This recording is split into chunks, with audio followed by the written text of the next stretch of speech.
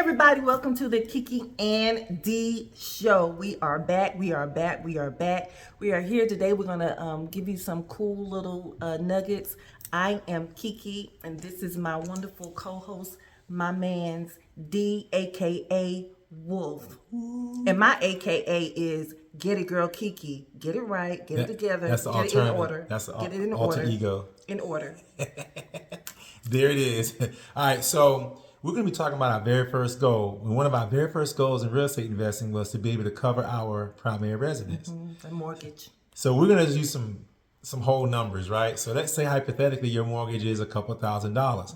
Wouldn't it be cool if you had rental properties to where there were tenants that they were covering your mortgage, so to speak? So instead of you paying $2,000 every month for your mortgage Out of your pocket. you can invest $2,000 per month. And if you were to invest a couple $1,000s per month, it takes roughly, I did the calculations and I forgot. Maybe because we started over a few times, but a couple of years. We started over a lot. So it would take a couple of years before you would have accumulated enough between what you invest that $2,000 every month and the return you would normally get to have enough money to go buy another investment property.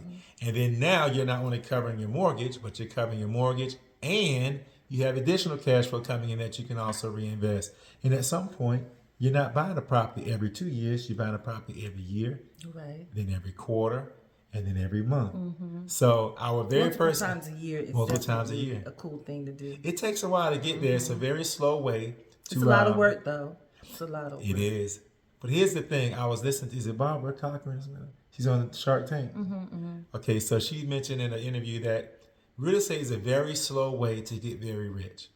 And I love that saying. It is a very slow way to get very rich, but it's a very slow way to get a different type of rich.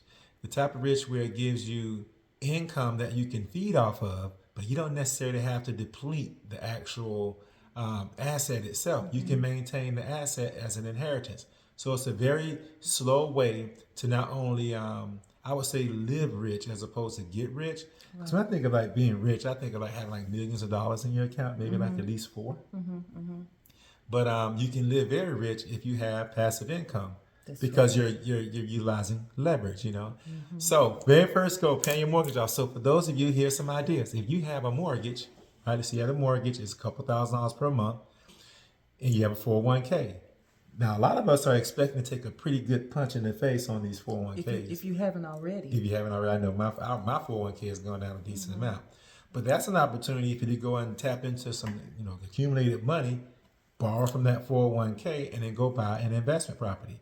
And then, of course, you have to pay the 401k back every month. But if you acquire a property, and you can acquire a property in your name with a conventional Fannie Mae, Freddie Mac loan, I'll be happy to do your loan.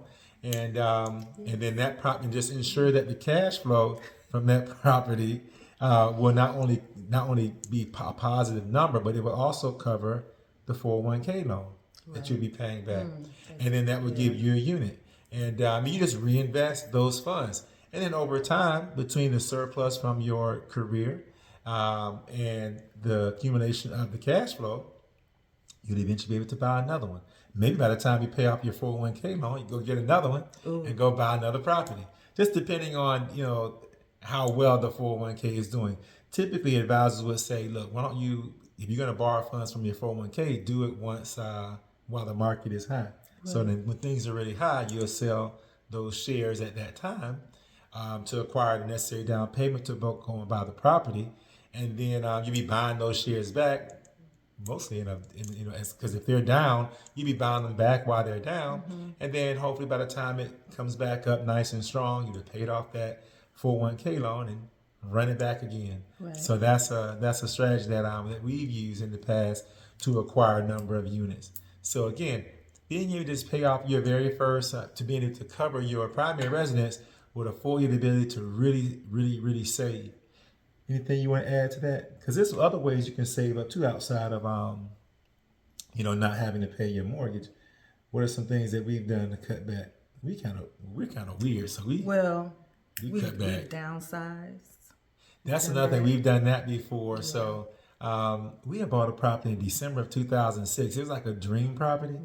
And then the market failed. I wasn't doing as much business. So I was like, look, I can't really invest and save if we stay in this property. So let's sell it. But we didn't get an offer for like a year. So we downsized. But when we downsized, by the time we came out of that downsize, 3 to 5 years later, our net worth was up there. It was nice because we wound up eventually selling the property. We had a nice little. We bought 3 properties with the sale of that, and then we were to catch a property while it was down. So sometimes you got to take 2 steps back, which leads me to like one other thing. Since you have a little bit of time, single people. We did a video on that before, and I don't think people take that serious. It's going to be you slackers who don't want to do anything that's against the grain or out of the box. You're probably going to lose, because the median home price now is so high that if you're not making significant income, it's going to be challenging. And you may find yourself in a property, no problem, but we have a significant enough gap to be able to properly invest and save for retirement. Yeah. So just don't want to live house, month to month. Yeah, you don't be house poor. Yeah. So again, I said it before, but I would really consider partnering. Maybe partnering with another really cool couple. We know a couple that's done that. They have another couple that actually moved in with them, and I'm certain that helps everyone. Splitting utilities, you have company, and you can do this for a period of time. If you set a time to it, right, it makes it more palatable. Like, look, and we're gonna boundaries, and you communicate well, and most times you're at work most of the time, and you come to terms with like maybe have an extra refrigerator in the garage or something like that. But if you come together and buy a property together, even if you're like, look, we're just gonna gut it out, we're gonna thug it out for like 2 years while we each save, and then we'll split this cash flow generating property, and but you may have to get out of the box nowadays to really get on the property ladder, because rates are probably going to be up high for a while, and so it's going to be more challenging to maintain a nice gap to continue to add to a portfolio. So some would call that house hacking. I think that's a good one. Yeah, that's a good one. So we're going to leave you guys on. It makes sense to me. Yeah, I was thinking about doing it. I think it's a cool idea. Yeah, but see, the thing is, we're open to a lot of like unique things to do. Like we wanted to get a place so bad one time that we didn't eat out at all. I would eat sandwiches for lunch that I would take in to work all the time. I drove a piece of crap Impala that the window didn't roll down for years. AC didn't work. 10 years I drove that car, and so. I think the more you're able to sacrifice, the more you can gain in the future. But you have to be able to deny yourself for a while. God, that's a good. That's a perfect one. I love that saying. Not in the, I guess, the literal sense, but when you can deny yourself, that means you can have some type of discipline. Discipline. And if you're married, I would think it's easy. If you're single, I think it'd be a little bit more challenging, because single people, you still got to get out there and meet people. If that's what they want to do. Not everybody is the same now. Just because you're single doesn't mean that you want to. I would think you said to have some kind of social life that would have some sort of cost to it. Whereas, I don't know, we married, you always got cookies and milk, and you always got parks and stuff like that. You can do that. Had to work it in there somehow. Explain what the parks. What does the parks have to do? They're do? free. You go hang out with your wife or your husband or whatever.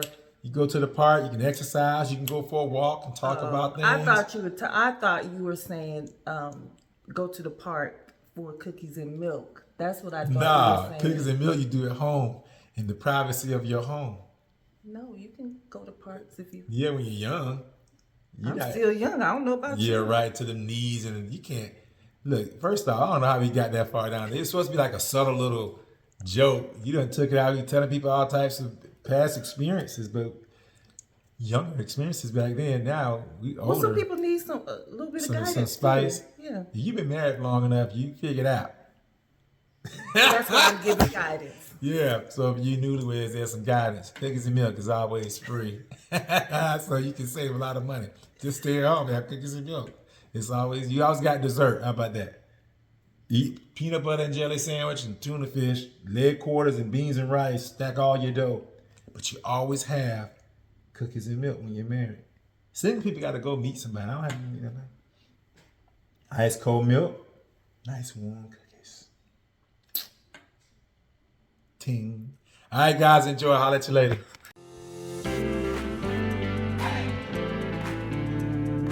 Hello, my name is Kiana Hughes, daughter of D. Hughes, aka Wolf Knows VA Loans, at Mortgage Solutions Financial, home of the No Minimum Credit Score VA loan. You heard that right, no minimum credit score.